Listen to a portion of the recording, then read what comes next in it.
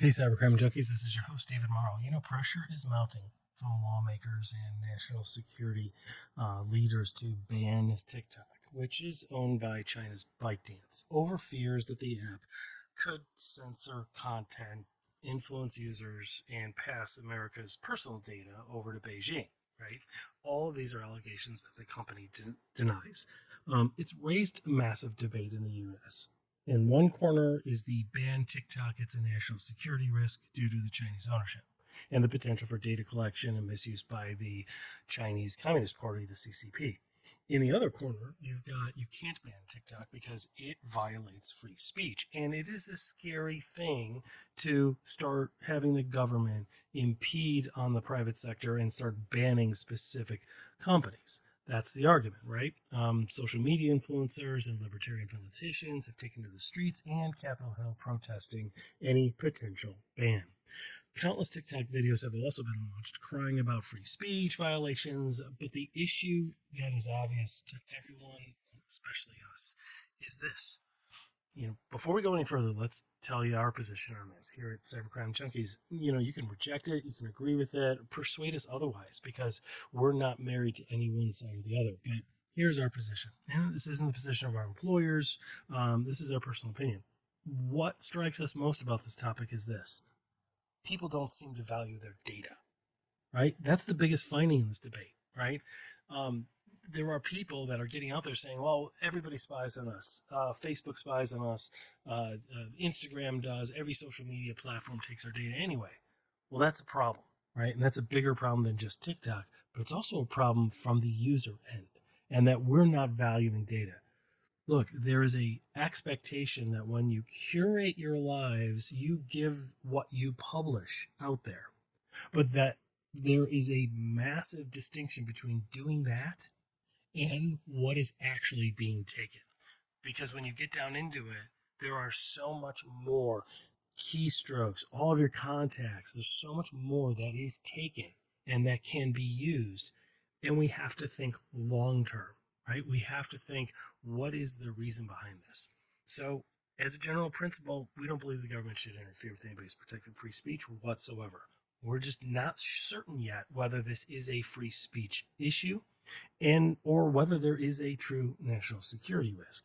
If, and the key is if, there is evidence that the CCP accesses data that is found to be, and that's a national security risk. If you don't understand that, then you have to understand international relations, right? There's the 1990s mandate that the Chinese Communist Party has stated publicly that they will infiltrate the West slowly for a generational control over the West. This is their belief. They don't have the similar values and mission that the U.S. does or that the Western culture does.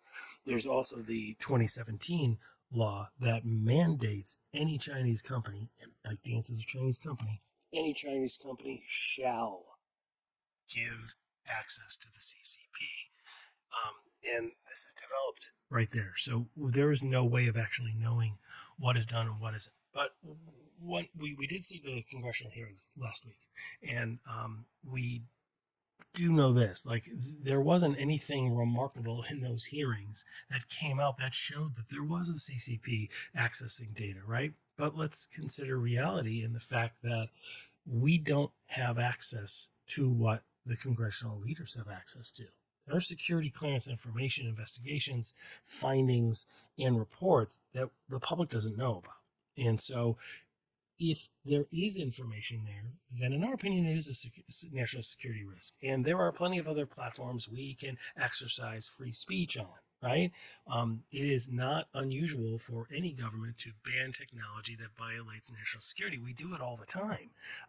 We have a long history of it. So does the Eastern cultures and the Eastern countries, as well as several European countries, as well as North American countries. Banning of technologies that are national security risks is a common practice. It's nothing new. But the real issue is there evidence of it? And I think that as we continue to research, we're not done with our opinion. It's an ongoing live view of this. But why it's so important is it gets to the very heart of security, right? It gets to the very heart of our duty to serve and protect the users. And is this matching the expectation? And is there actual access that can be used against young people today, right? When they move up and go into government positions later, and they go up into leadership positions in the private or public sector later. That's our concern, right? We open and welcome your opinions on this. Reach out to us at cybercrimejunkies.com. And let's get right down to it. Today, we're joined by Darren Mott, former FBI agent, head of what is now the cyber division of the FBI. And he's got his take, but we invite you to have your own and to care about this topic, because this is at the heart of everything. Please let us know what you think, and we welcome your feedback. Good, bad, positive, constructive. Thanks. And now the show. It's always in the news. Cybercriminals attacking great organizations, wreaking havoc on the trust of their brand. We socialize cybersecurity for you to raise awareness.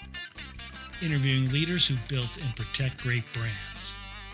We help talented people enter into this incredible field, and we share our research at blockbuster true cybercrime stories. This is Cybercrime Junkies. And now the show.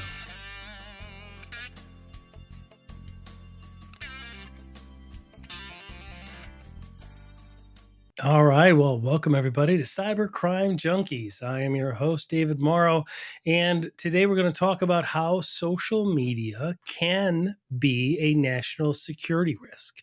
We're going to talk about identity protection in light of TikTok and explore potential TikTok connection to the Chinese government. As we know, TikTok today has over 150 active monthly users that CEO Xiao Chu confirmed last week at the Congressional Hearing, and it's there to highlight the platform's kind of vast and growing reach in the country amid renewed calls for its banning. So we're joined today by Darren Mott, former FBI agent in what is now considered the cyber division, and he's an experienced cybercrime expert, a host of the Cyber Guy podcast, and we're excited to have him here. Darren, welcome, sir. Dave, thanks so much. I'd throw counterintelligence in there too, because I did both cyber and counterintelligence, and this is where TikTok really hits both of those angles. Absolutely, absolutely. So you've been very vocal about national security dangers talked by, posed by TikTok. And there's several social media influencers out there that are, stateside, and they're claiming there's a violation of free speech, and banning it will either do no good, or it violates First Amendment rights, or they'll be harmed economically by the ban. Let's get right into it, and let's address some of this. I'll take the third prong, and that's, will they be harmed by the ban? Maybe temporarily, but there's a lot of other platforms out there, right? There's Instagram, Facebook, there's YouTube Shorts. YouTube does a great job, and the Shorts program is growing rapidly, as well as, there used to be Vine, right? I remember Vine, which was like the precursor to TikTok. So the platform, personally, in my opinion, is dispensable for sure, but and it's definitely replaceable. But more importantly, let's address the free speech aspect of it. Right. Well, I don't know what the free speech issue is really. Sure. So you're going to get rid of TikTok. Okay. Let's say that we ban TikTok and it's eliminated from everybody's devices. Are you telling me that there will not be another application, that capitalism will rise up and fill that void and allow people to get in front of their cameras and pitch their bakeries and talk about their art and do their dance? Something will fill that void. Like you even said, Instagram Reels. Sure, it's owned by Facebook. You can say, well, I don't want to give my stuff to Facebook. Well, there is a huge, I think here's the biggest problem. There's a huge difference between a US-based company and a China-based company. And I think that is the difference. And people make light of that, don't they? They say, yeah, but China, like it's a joke, right? But when you think about it, do they not understand international relations? Like, I think Like, that's do they exactly not understand the trade war and espionage and things that are really happening in real life? Like, that's the issue that I think a lot of people are just kind of glossing over and saying, "Oh, these people are just too uptight. They're upset that they're posting dance videos." No, that's not what's going on at all. Like, there's nothing wrong with posting everything that is on TikTok, but post it on YouTube Shorts or Instagram Reels or whatever, right? And most people that post on TikTok are also doing that anyway. Like, a lot right. of people will upload to multiple different platforms simultaneously. What? Go ahead. I mean, you call yourself like the town crier, which I always find entertaining about this. But what is your position on TikTok, and why do you feel that way? You've got So let's go decades back. of experience in this, so share that with us. Honestly, right. This isn't really just TikTok. This is China. I mean, let's Right. put those two things are in the same bucket, regardless of what anyone wants to say. They are the same thing. And in 1999, two Chinese generals wrote a book called Unrestricted Warfare. You can go download it and read it today if you want. Mm-hmm. And it will list out that China has a plan to become the hegemonic leader in the world. And they will do it by means that don't have to do with shooting guns and flying airplanes and dropping bombs. They're looking to use political and social influence mechanisms to kind of, I mean, honestly, take over the world. And, in 2003, Time Magazine wrote an article called Titan Reign, had to do with Chinese state-sponsored actors hacking into companies and stealing source code, intellectual property, all that stuff. It's all part of what they're trying to do. And this is just another extension of that. And those people who refuse to think that this is not an extension of that methodology are, I can't convince them otherwise, but they've got their head in the sand and they need to get it out. China is not our friends. Now, we'd like them to be, sure. We'd like to be friendly with everybody. Let's be honest, but that's Right. just not the way of the world. Exactly, because everybody wants to rule the world, right? And Yeah. and because of those motivations and those desires, we can't be who we are and have them do what they want, right? I mean, there's just inherent conflict.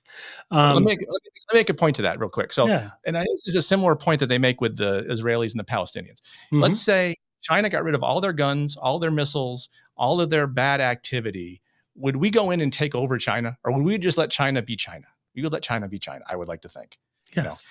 But if we got rid of all of our stuff, is China going to let the U.S. be the U.S., or is China going to come in and say, okay, we can now take this over? They've already started to do that, again, not through warfare, but by buying up, media companies and influencing people through TikTok and things like that. This is just a small international trade, right? Like violating copyright infringement, the knockoff products. I mean, it's an inherent, multi-trillion-dollar issue that the U.S. faces, Sure. and not just the U.S., the U.K. as well as Canada. Right. All of mass production companies are facing this. Right. And we're not obviously we're not their only target, but we do have technology that rivals their own, which is why we're having this discussion with, well, it's not as bad as, it's just the same as Facebook and all this other stuff. And it is not the same.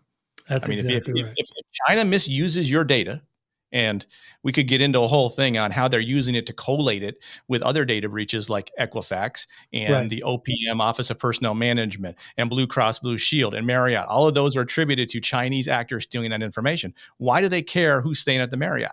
Well, I think we've even had this conversation before in previous streams where they can collate that information today and say, John works for Raytheon, and I can go target him and get him to spy for me. So this is part of that. Mm-hmm.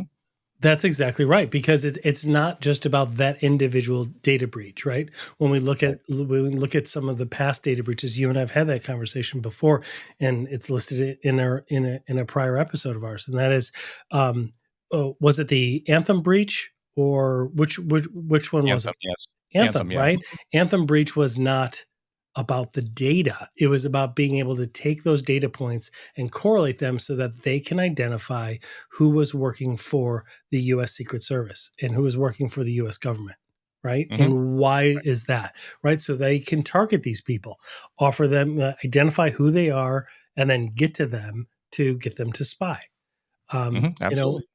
Knowledge is power. Like when we think about TikTok, it's not a North American or European company that was formed, right? It's owned by Byte Dance. And let's talk about Byte Dance for a little bit. What do we know about Byte Dance? From what I understand, there's several, from various reports, there's several people at the head of Byte Dance that have a lot of ties to the CCP, the Chinese Communist Party. Yeah, I would say most companies have that anyway, because they are all somehow interlinked there with the Chinese Communist Party. I mean, much like, you could argue Kaspersky's linked with the Russian FSB, same thing. But in China, it's everything is linked to the CCP in some way, shape, or form, and they are mandated. And I will give the CEO of TikTok credit for this, because he did answer this in the affirmative, that TikTok and Byte Dance have to follow the 2017 Chinese National Intelligence Data Collection Law that says if they ask you for data, you have to give it to them. He said, yeah, we fall under that law. So, you can say, look, the US can request data from your personal data from Facebook as well. Sure, they can, but they have to go through a court process to do it. And you can argue the NSA stealing all that, whatever. That's a different conversation. But if the US misuses your personal data, the U.S. government, you have legal, or Facebook or whoever, you have legal redress to deal with it. There are checks and balances. There's an entire legal system here to address that, right? You're not anybody in China. Yep. You have attorneys, you have organizations, you have civil rights groups, you have all of these organizations. You can't do that with China, right? So if they do that, what is your recourse? There's none, right? Mm-hmm. And there is a proclamation by them that they're mandated by law to comply with the CCP, but there's a proclamation by the CCP that dates back more than 20 years that says our aim is to take over control. And so people forget about that, or they just don't know about it, right? Mm-hmm. And that's why I think these conversations are really, really important to have. Let's talk about the congressional hearing a bit. What's your initial take on the hearing overall? Well, okay. So, and this is, you probably say this for all congressional hearings. And I didn't watch every minute of him talking. I was at work, but I had it on while I was doing some other stuff. So I listened to a whole lot of it. The problem is it's the format in which Congress does these things. Yeah. That 5-minute format is really lousy, isn't it? Yeah. It's 4 you can't minutes. Get very deep. As soon as you make your point and then you start to go, then you have to yield and somebody else gets to take over. Right. And let's be honest, this is going to be an unpopular opinion to say on LinkedIn, but we do not send our best and brightest to Washington. Let's just start there.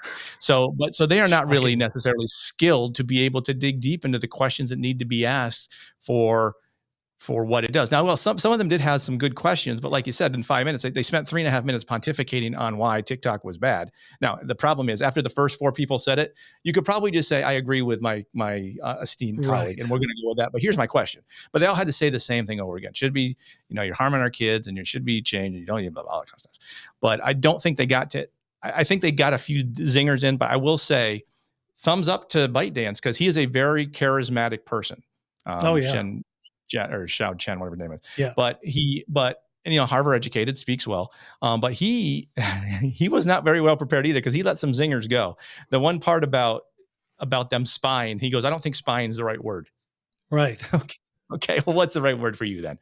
We just do surveillance. We do unauthorized surveillance. Is that a better word for you? Right. I mean, so they got a few things came out that I think were interesting. Not enough to sway anybody's minds. Clearly, if you had a set up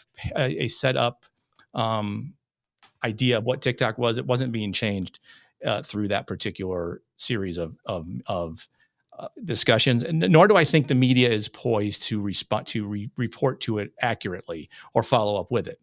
Yeah. I mean, and if he lied, what are they going to do? Let's say he did lie. Let's say he lied to every question. He said everything they wanted to hear.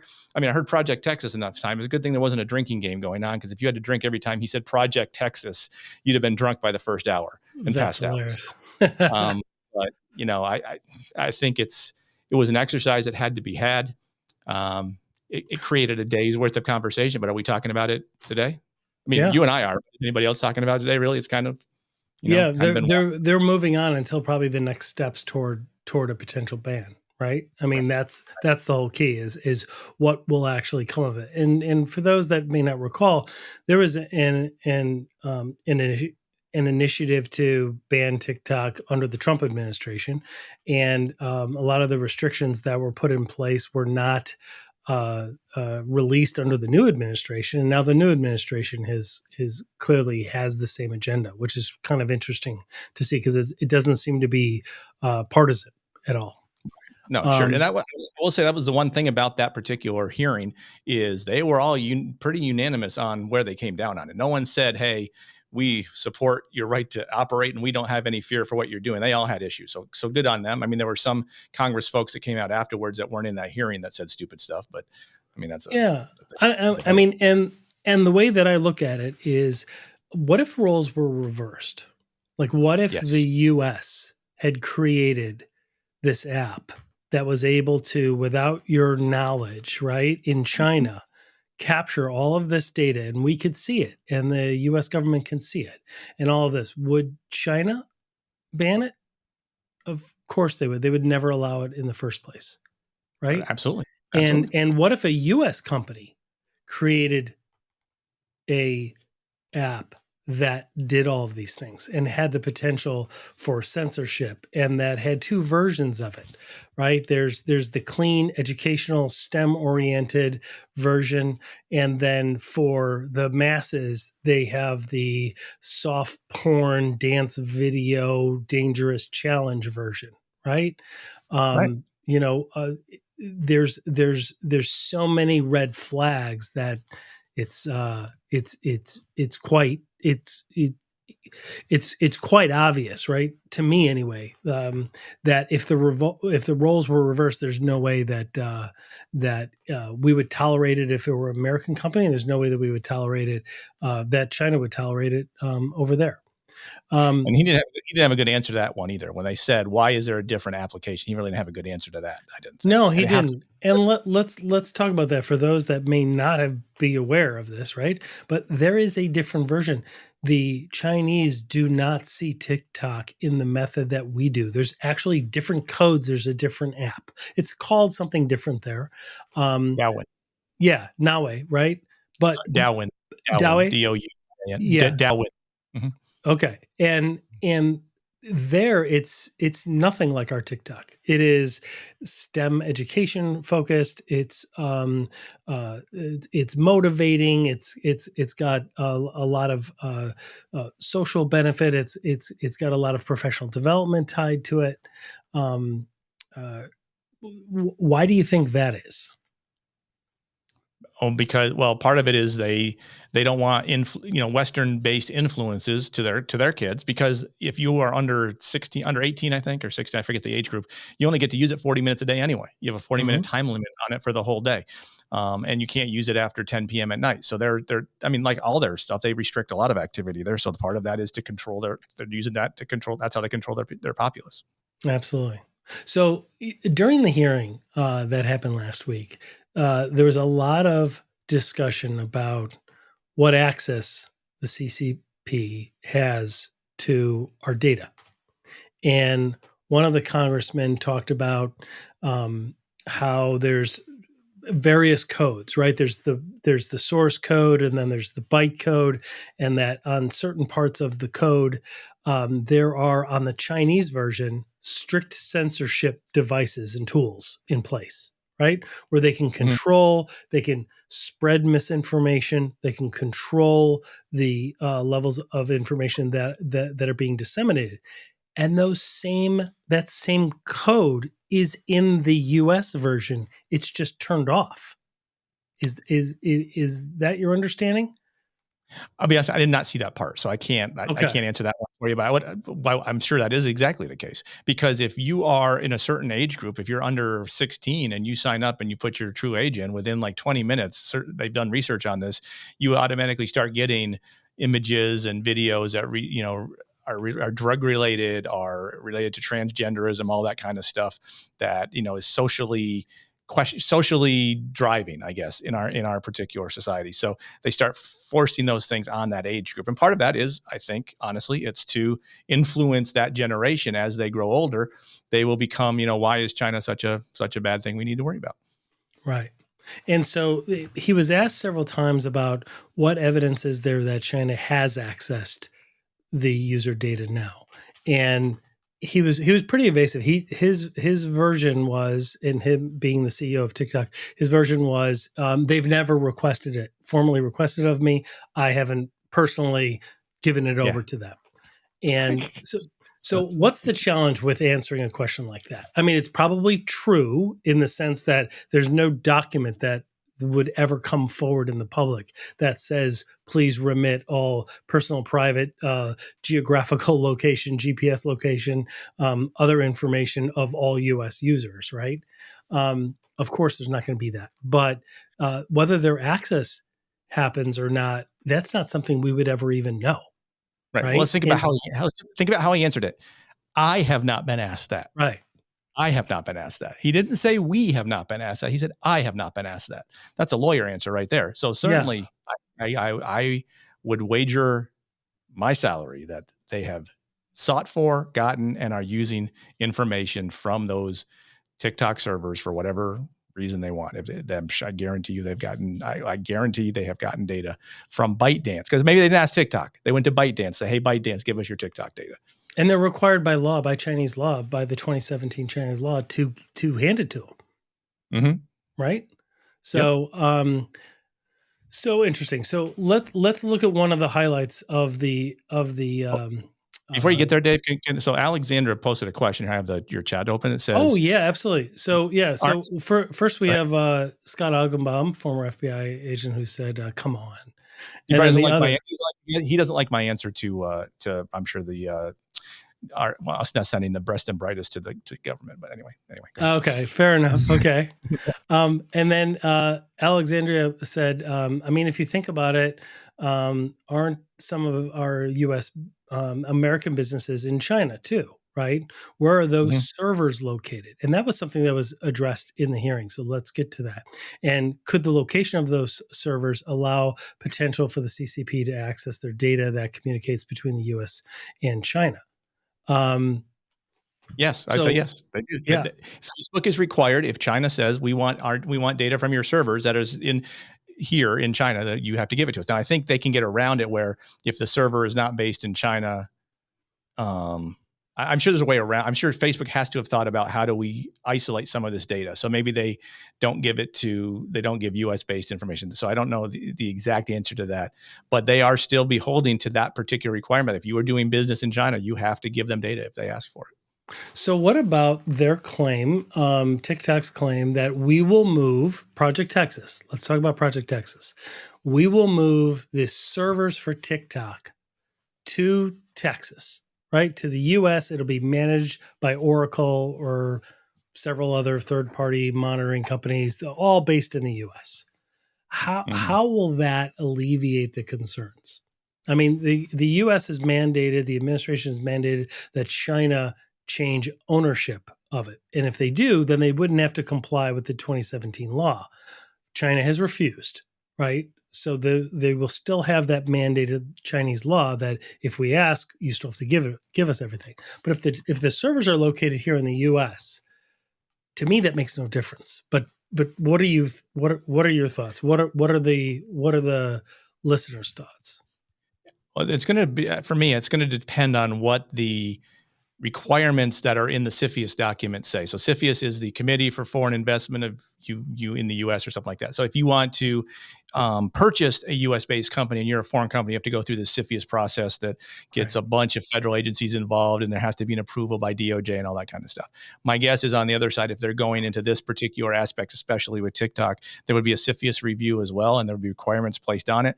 The problem really gets down to, are they really going to give up 100% interest in everything and move everything and not have back doors over? Who's monitoring that? No one has time for it.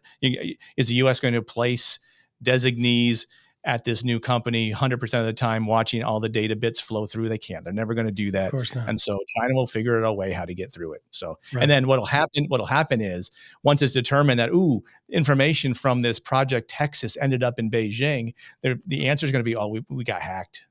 Someone hacked us. I don't know how that happened. Yeah. Oh, shocking. Right. I mean, that's Russia. Right. Or they have the code written the way that it's written too, with the censorship devices and with other aspects of it. So, all of those back doors would still be implemented even if the server sat on U.S. soil. Right. I mean, Right. And I'll be honest with you, I'm not as concerned with that part of the code, the restriction stuff, because that honestly, that's a parental requirement. If the parents aren't paying attention to what the kids are doing, that's on the parents. That's not on any country necessarily. Not to say that, China's obviously making it easier for that to happen. So I just, they've got some responsibility there, but at the end of the day, there's still a parental responsibility. Even if everything goes to Facebook or Instagram or YouTube Shorts, some of these same issues are going to arise there. But parents have to be involved, but that's a different stream altogether. What about the claims that they would be able to manage the user privacy and that they would be able to handle and protect the U.S. users? I mean, TikTok made a whole point of that, and the Oracle representatives were there, as legal counsel was there.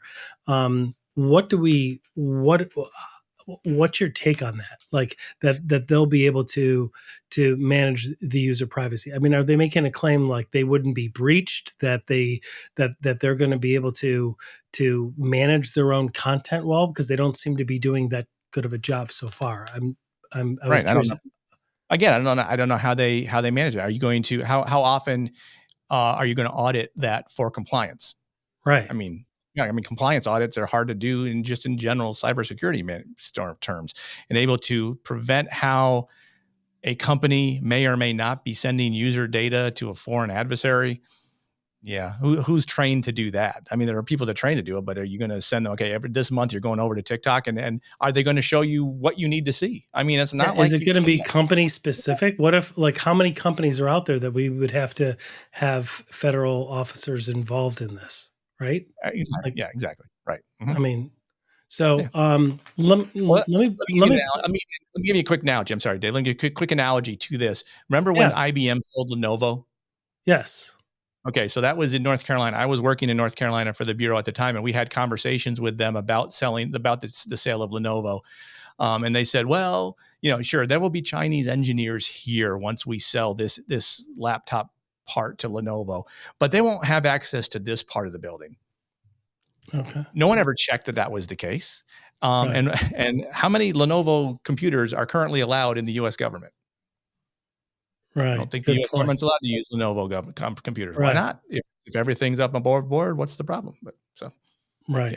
Yeah, that's exactly right. Well, and we've seen that with certain brands of TVs, right, and certain other devices that are built in China and that have certain monitoring devices in there. Right now, they may say that those devices or those modules aren't turned on, but they can be remotely.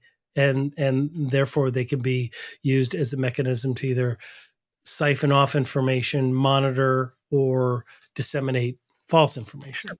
I mean, Forbes had a great article about a year and a half ago that had to do with the Supermicro, the little thumbnail chip that was on the Supermicro boards that were periodically transmitting, allegedly, information back to China. So, I mean, it's not that hard to set up a system within a US-based server room that, if you flick a switch, these encrypted servers that is actually transmitting data back to China gets turned off, and you don't know they're there. You can't see them. You can't run a scan to find them. But when the auditors leave, we flick it back on, and the data flows back. So it's not hard to get around. If a 14-year-old kid can figure out how to get around the TikTok age restrictions, I'm pretty sure the country of China can figure out how to get around US-based data passage restrictions through their server farm. Right. So there were a couple zingers that kind of in the hearing that kind of got passed. And I think that while they were prepared pretty much for his testimony on the TikTok side, I don't think they were fully prepared for some of it. And this was one that I thought was pretty emotionally charged and pretty good. So I just want to play it, and then let's kind of break it down and take a look at it. Mr. Show, I'd like to direct your attention to the screen for a short video, if you don't mind.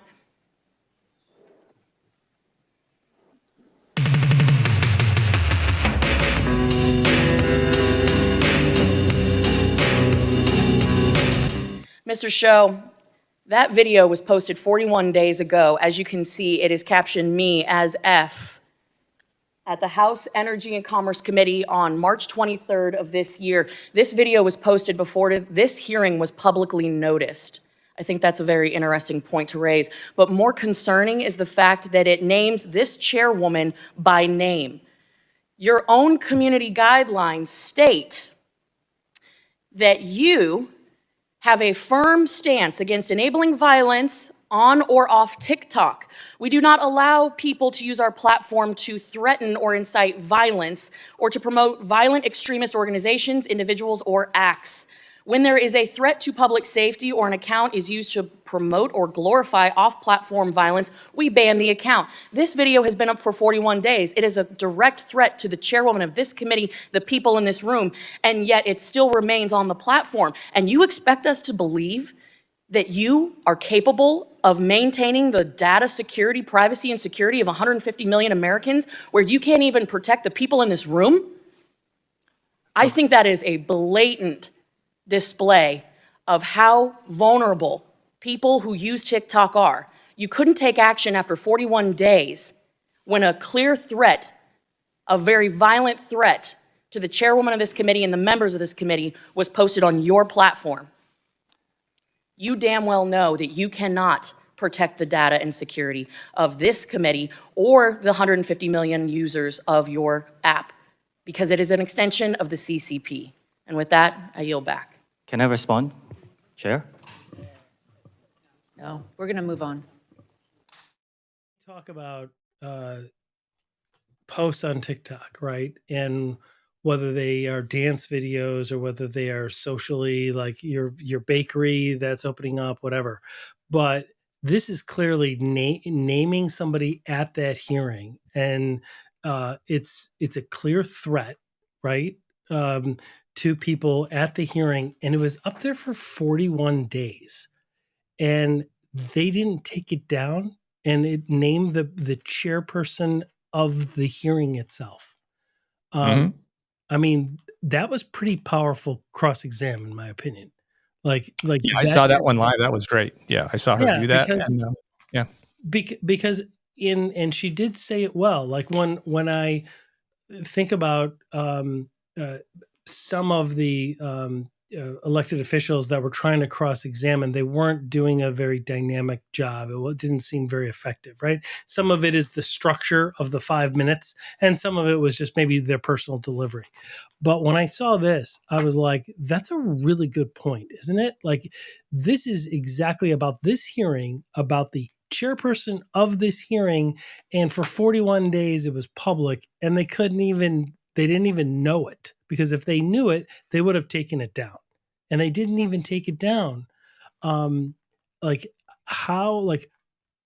does that say about their filtering and their monitoring of content?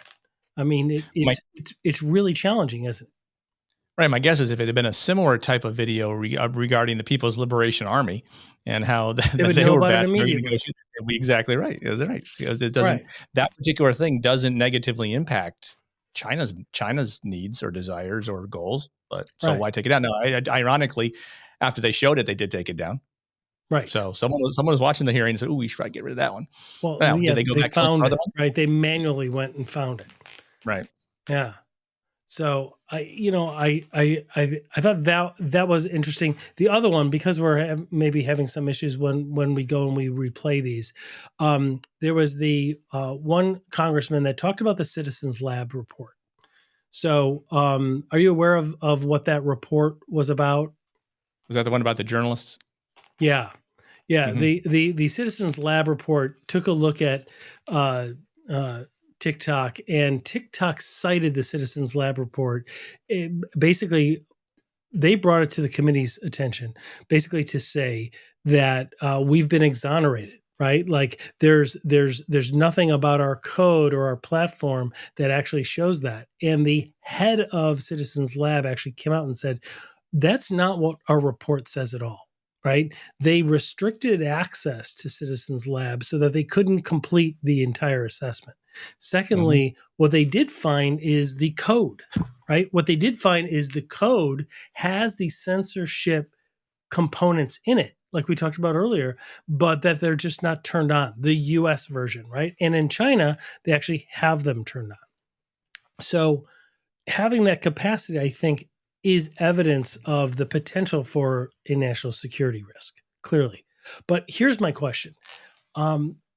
What is the risk, Like, what is it that China could do with if they turned on some of these censorship devices on the US version of TikTok?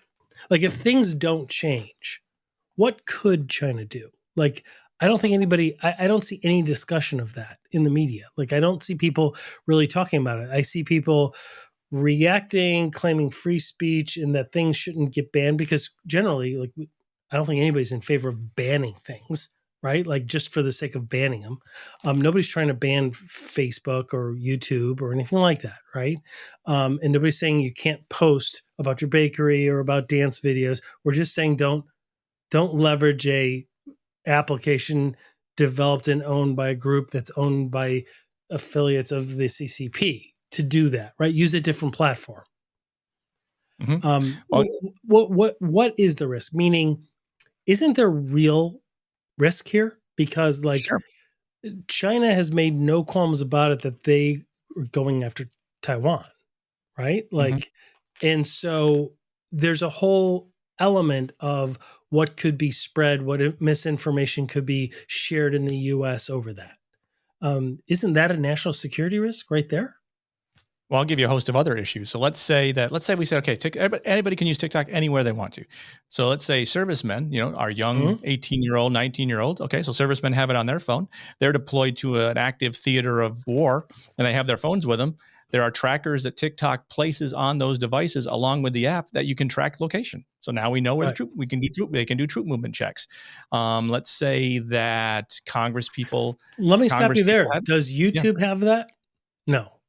Does Instagram have that? No. Right? Does Facebook have that? No. So like the Chinese government can't, like our adversary in international relations can't leverage that data to have a military advantage. But with this app, it does. Is that not a national security risk? Right? To me, it's that element itself is why there needs to be the discussion of a ban. All right, I'll give you another example. So let's say you have all of these teenagers now, like, I don't care, take all my data, take all you want. Well, we know how good facial recognition obviously is now and how easy it is to predict what people will look like in the future. Well, there's going to be a percentage of these teenagers that are using TikTok that are ultimately going to be in our U.S. intelligence community in some way down the line. When they're in their mid-20s, early 30s, when they realize they're not teenagers anymore and they want to have meaningful lives, and they join the government. They're working, let's say, as a CIA covert officer overseas. China has this data from now. They know who these people are. So you can't travel in covert name, a different name. They're going to know that, hey, this person is actually this person, and we know that they work for the CIA or whatever. So the names don't match. So there's something going on here. So it creates an intelligence gap there that we'll have down the road. Let's say they want to target. Now, let me stop you there. That's assuming that our international adversary is playing a long game, right? They're doing things now for the future. Hasn't China expressly said that they're playing a long game? They have. Yes. It's exactly what they've said, right? And so Americans are so immediate gratification, here and now, this quarter, this month, what are we doing, right? The other parts of the world don't think like that. They think my next generation will be able to achieve this greater value, this greater level of control over the world by the data that we're mining now.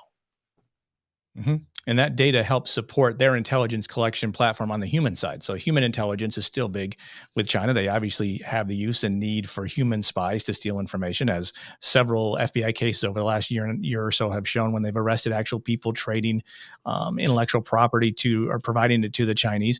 But think about, let's say we know that there's the newest and best missile system is being developed by Lockheed. Let's use that as an example. But China doesn't know where it's being processed, but they know by scraping LinkedIn profiles and stuff that John Smith is working on this super secret new missile system because he gave up too much information, or his wife or his kid said, hey, my dad's working on the secret project for Lockheed, again, because they're scraping all this data and collecting it. And he's got TikTok on his phone, and he's taken his phone to work. They now may know the location of where that secret program is being run, and they can send human assets to try to get information, break into it, whatever. I mean, these are extreme examples, granted. But again, like you said, it's a long game. They're looking how to use this data and weaponize it for their intelligence collection down the line. So that raises a good question, and that is when you download TikTok, and one of the counter arguments to suggesting a ban is, well, everybody's doing it, right? Facebook is doing it, YouTube is doing it, all the social media platforms are gathering up all this data, right? And there's the movie Social Dilemma, etc. Okay, so understood that, but how does, when you download and you install TikTok on your phone, how is that different than downloading or installing Facebook, let's say?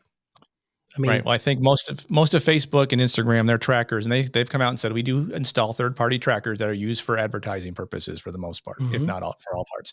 There are at least 13 documented trackers that download with TikTok, and there's some of them that just don't know what they do. Why they don't know what they do, I don't know. Maybe they can't figure out exactly what it's on there for. But no one asked that question.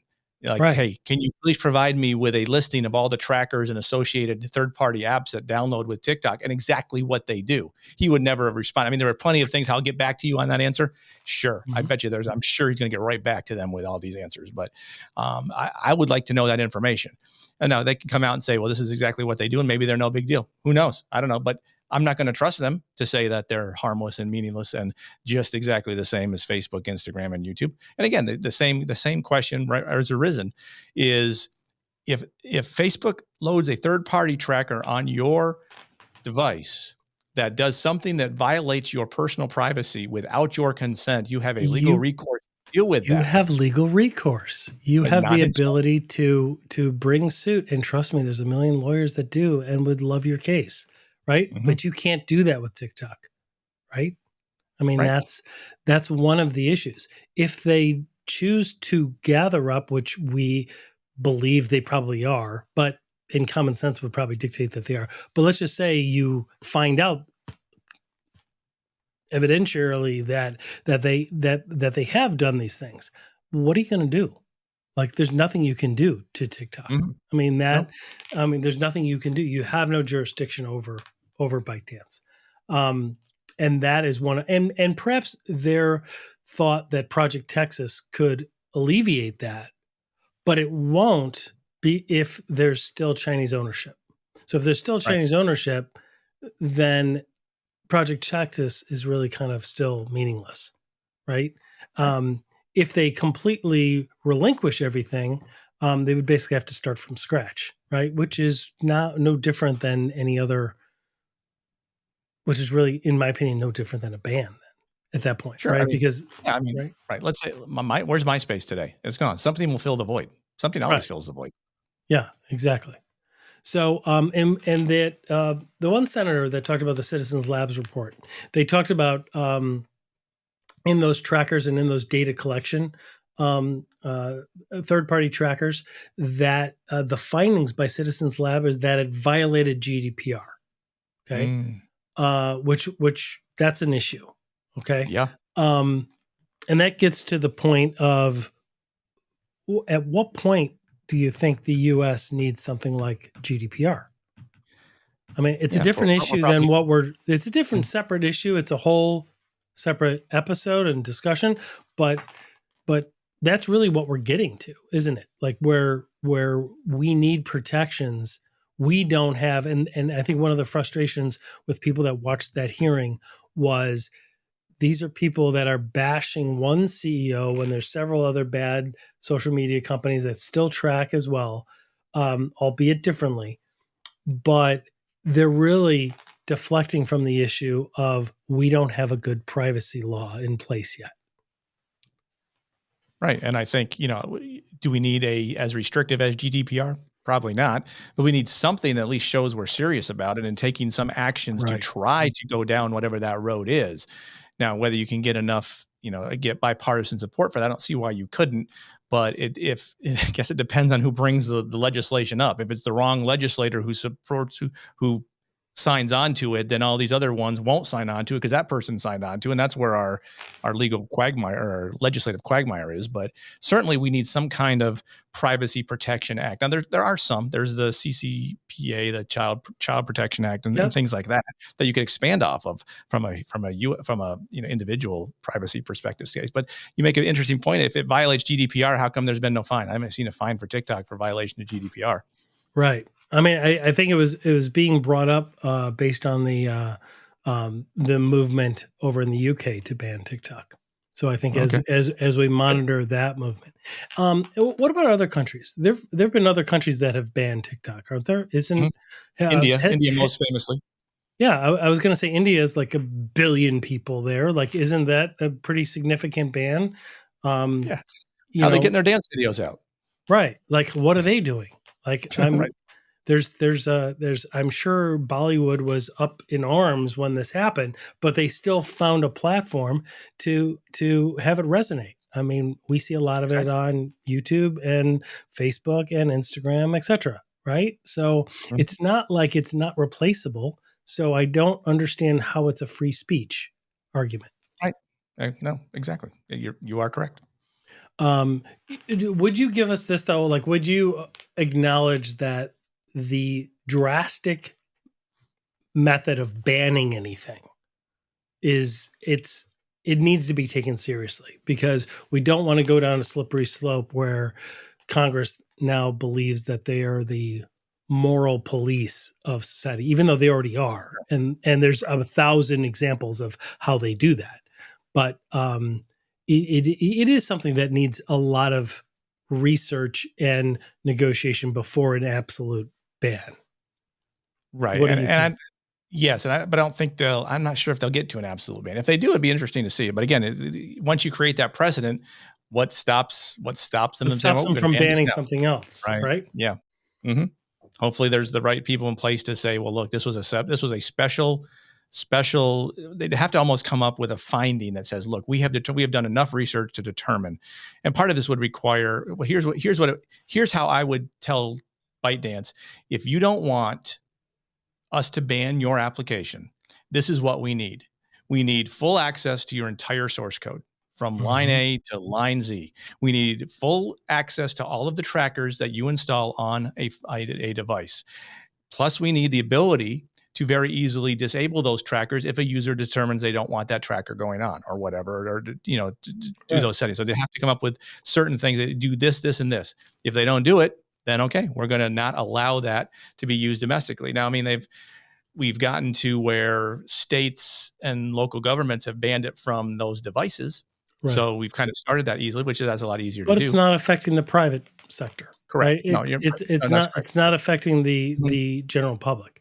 And so it really will take a technical analysis and a technical assessment, right, to actually look at this and say, we need to determine this. Because if they do look at it and they find this is how China would have accessed in the past, and we see no logs, no evidence of it, etc., then at least they've gone through that process, right? Right. But but based on what some of the people that have been looking at it have found is there's so many ties and there's so many threads linking back to the CCP that there's issues. And at least then they would have a technical basis for it, right? We're not banning a company. We're not banning your individual right to free speech. We're banning this technology, just like we do other technologies, right? I mean, there are a whole host of things that this country bans on a regular basis because there are corruption within the device, for lack of a better phrase. Yeah, and I think we need to looking forward. We need to be do a little more due diligence on, because China's going to come up with another way to do something similar to what TikTok is. So that we need to be able to. Someone needs to be looking. Okay, what is this app? Who owns it? Who's the ownership? What's it doing? And it creates, maybe that's, it's more of a regulatory state that maybe we don't want as much of that either. But for this perspective, if it's US based, follow these rules and you're good to go. But if it's coming from a foreign entity that has hostile intent towards us, maybe we need to look at that a little more diligently than we did TikTok. I mean, TikTok just kind of showed up. It was a cool app. You were able to do dances with it, and no one really paid much attention. And then it infiltrated like it has infiltrated. And so I think, and I think one of even the worst things I think they did is they didn't moderate it enough on a moral basis, where you had like the Kia boys taking cars, you had kids dying, you had some suicides, you had all these things that got a lot of bad press, and then people started to really look at it. Right. I mean, had they just kind of kept a little restriction on it and kept it cleaner, it might have continued on as this huge social spying experiment. And I think at the end of the day, let's say it did get banned. Something's going to fill the spot, and within 6 months, no one's going to care. No one's going to care that TikTok got banned. Remember TikTok? Yeah, it was cool, but I can do the same thing over here. Where was the public outcry when Vine? I mean, the whole thing is everybody was doing exactly what they're doing on TikTok on Vine, and when Vine ended, right? Where was the public outcry and the free speech and the people marching on Washington? I didn't see that then. And I mean, why such support for a Chinese-based app? I don't get it. It's not an apples to apples comparison to Facebook and Apple and Meta and all that stuff. It's not the same. And clearly that's another discussion too, right? Like the way that Meta handled things with Cambridge Analytica, the way that some of these other third-party tracking and access to your device that when you click that user permission, you're not aware of, right? Like that's a bigger discussion, right? When we're just talking about this one technology, this one application, that's that discussion. But you can't justify keeping that one technology because other bad actors are out there. Right. I mean, and that's kind of what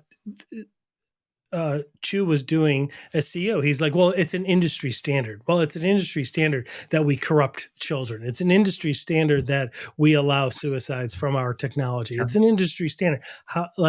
That's a different issue. Like clearly Congress was not prepared to deal with that today. That's why they kept drawing it back to, we're just talking about this technology, right? This Chinese-based, owned and with ownership through the CCP, essentially. So where do we go from here? Like, I think the best approach. Here's the approach I take. We get Elon Musk to trade Twitter for TikTok with China. Let's just do that. How about that? That's my suggestion. Oh my gosh.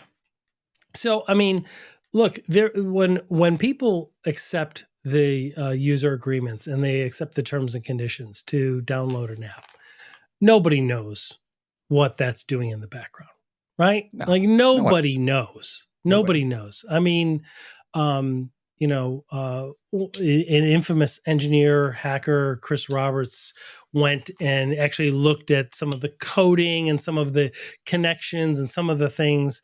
Like he probably knows a lot more than most people, but most people will just install things and go about their day. And the point is when it's found to expose people that they were not expecting, there is still a general sense of privacy, even though we're using some of these apps, right? People believe that when I share something publicly online, that's public, right? You can't complain. Once you post it, it's out there, right?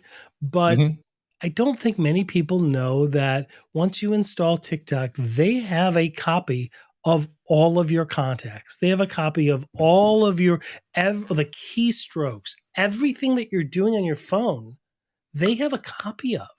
And I don't think people really realize that. I don't think they really think that it can do that because I don't think they understand the technology.